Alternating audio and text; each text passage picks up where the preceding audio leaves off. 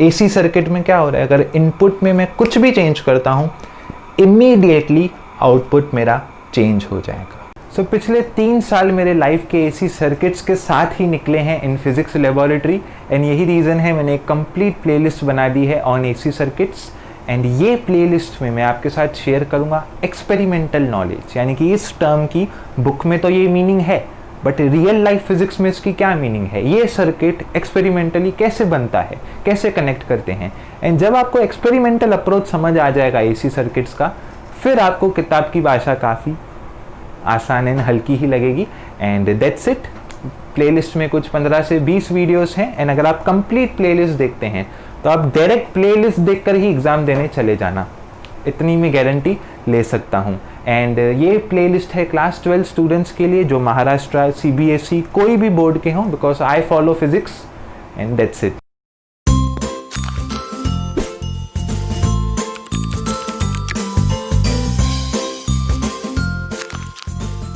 Hello, so आज के इस वीडियो में हम डिस्कस करेंगे the concept of reactance, resistance और इम्पीडेंस। एंड यहाँ पर मैं आपको सब कुछ दिखाऊंगा through the way of experiment, because यहाँ पर एक ऐसा लूप है जो किसी भी क्लास 12th के स्टूडेंट को समझ में नहीं आता है।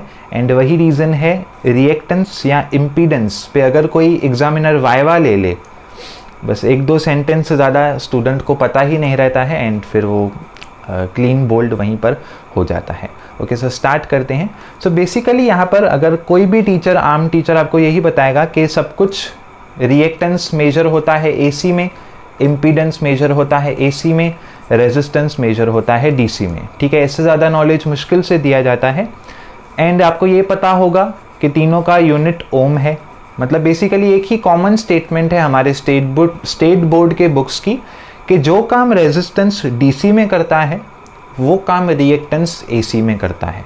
हाँ, ये स्टेटमेंट सही है, बट स्टिल यहाँ पर बहुत चीज़ें हमें समझनी है।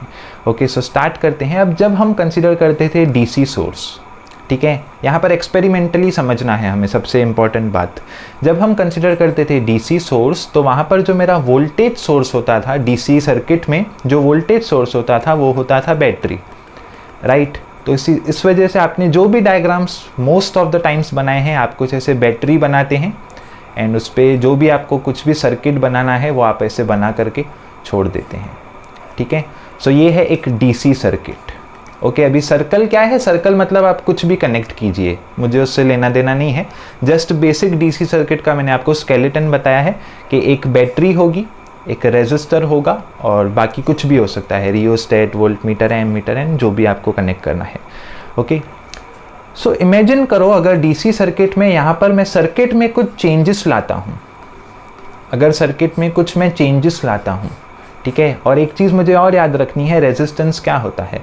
रेजिस्टेंस जस्ट एक रेजिस्टर हम लगाते हैं जिसकी कुछ फिक्स्ड वैल्यू होती है, जिसकी कुछ फिक्स्ड वैल्यू होती है। For example R is equals to the 100 ohms. तो अगर यहाँ पर इस सर्किट में मैंने एक 100 ओम का रेजिस्टर कनेक्ट करके लगा दिया है, ठीक है, तो अब इस सर्किट में, डीसी सर्किट में अगर मैं कुछ भी चेंजेस करूँ, कुछ भी चेंजेस मैं करूँ, तो बेसिकली यहाँ पर R को कुछ भी फ़र्क नहीं पड़ेगा, बिकॉज R 100 ओम्स ऑलरेडी है।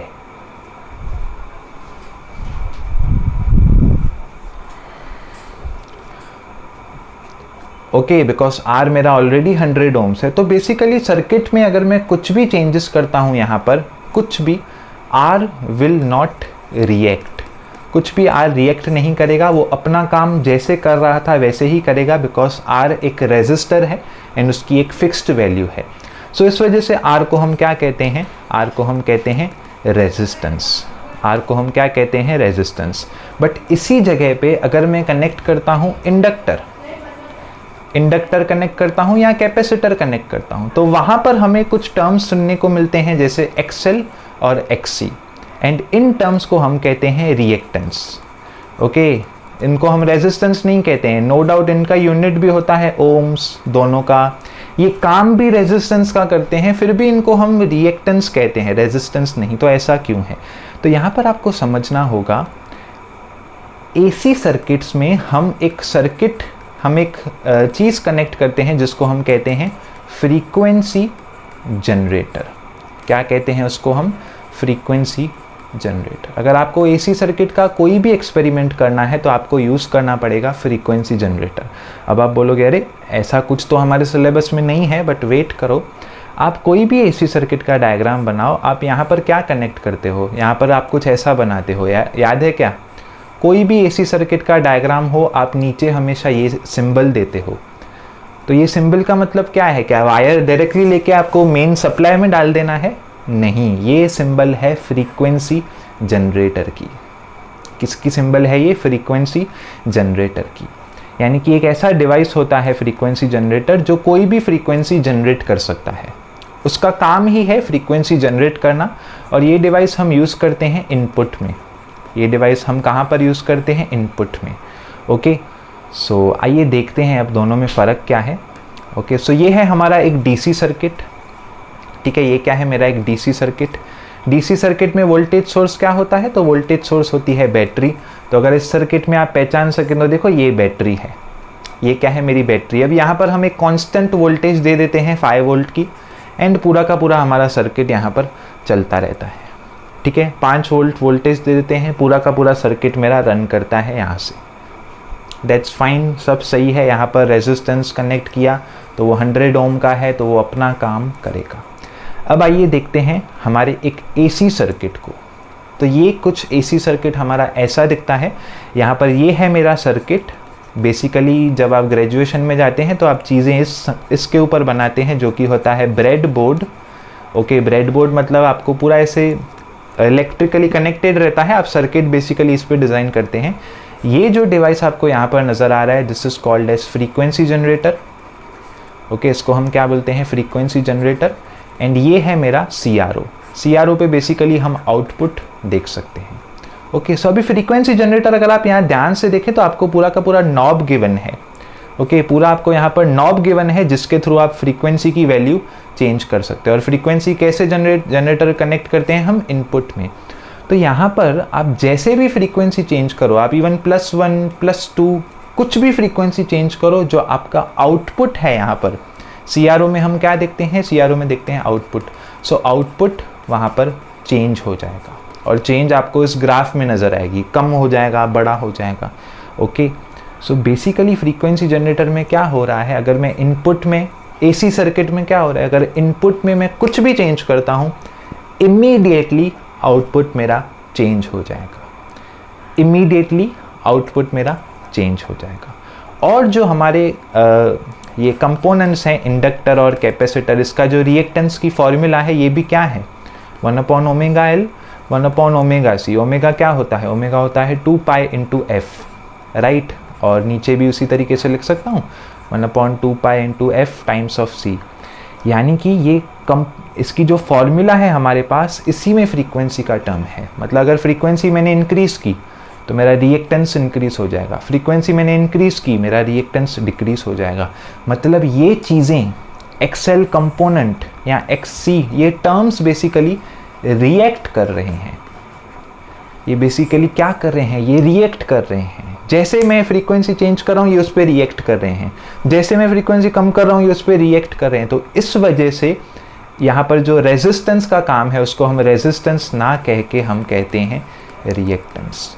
रिएक्टेंस क्यों कहते हैं? बिकॉज ये टर्म्स यहाँ पर रिएक्ट कर रहे हैं।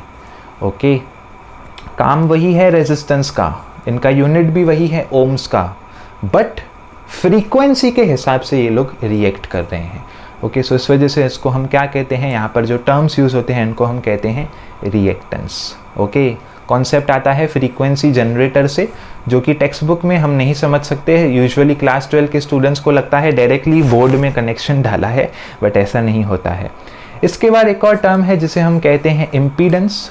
अब कोई पूछ सकता है अच्छा फिर इम्पीडेंस क्या है? सो हमें पता है फेजर डायग्राम हम बनाते हैं जिसमें एक कंपोनेंट एक्स एक्सिस पे हमारा रेजिस्टेंस होता है एंड वाई एक्सिस पे हमारा रिएक्टेंस होता है। ओके, जब मैं कहूँ रिएक्टेंस तो उसका मतलब हो सकता है या तो XL होगा या तो XC होगा या तो उन दोनों का ही कुछ माइनस या प्लस होगा। तो ये बेसिकली वाई एक्सिस पे हमारा होता है रिएक्टेंस, एक्स एक्सिस पे हमारा होता है रेजिस्टेंस। तो इसका जो रिजल्टेंट आता है उसी को तो हम इम्पीडेंस कहते हैं, Z। तो z बेसिकली क्या है, z is the vector sum और the resultant of resistance as well as reactance. Okay, तो इम्पीडेंस क्या है, impedance is the vector sum और the resultant of the resistance as well as reactance. मतलब impedance के अंदर दोनों आ गया, हमारा डीसी वाला रेजिस्टेंस भी आ गया और हमारा एसी का जो मेन फैक्टर है रिएक्टेंस वो भी आ गया। सो इसी तरीके से मैं उम्मीद करता हूँ आपको कॉन्सेप्ट ऑफ इम्पीडेंस समझा होगा। इम्पीडेंस जस्ट वेक्टर सम है, इसका और खुद से कुछ सिग्निफिकेंस नहीं है, सिग्निफिकेंस इन इंडिविजुअल टर्म्स का है। और आपको रिएक्टेंस का भी पूरा कॉन्सेप्ट समझा होगा। जैसे फ्रीक्वेंसी चेंज करोगे आउटपुट यहाँ पर बदल जाएगा, बेसिकली सारे एलिमेंट्स रिएक्ट कर रहे हैं। इसी तरीके से एसी सर्किट के एलिमेंट्स को हम कहते हैं रिएक्टिव एलिमेंट्स, जबकि डीसी में ऐसा कुछ कॉन्सेप्ट नहीं होता है। ओके, और एक और चीज़ है, कई बार जब क्लास 12 से स्टूडेंट FY BSc में जाते हैं, ये है हमारा फ्रीक्वेंसी जनरेटर।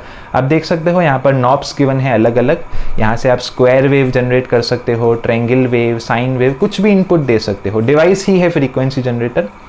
हाँ, सो जब स्टूडेंट्स क्लास 12 से BSc में जाते हैं तो उनको पता नहीं रहता है कि AC में फ्रीक्वेंसी जनरेटर लगता है, तो कई बार वो DC सप्लाई लगा देते हैं।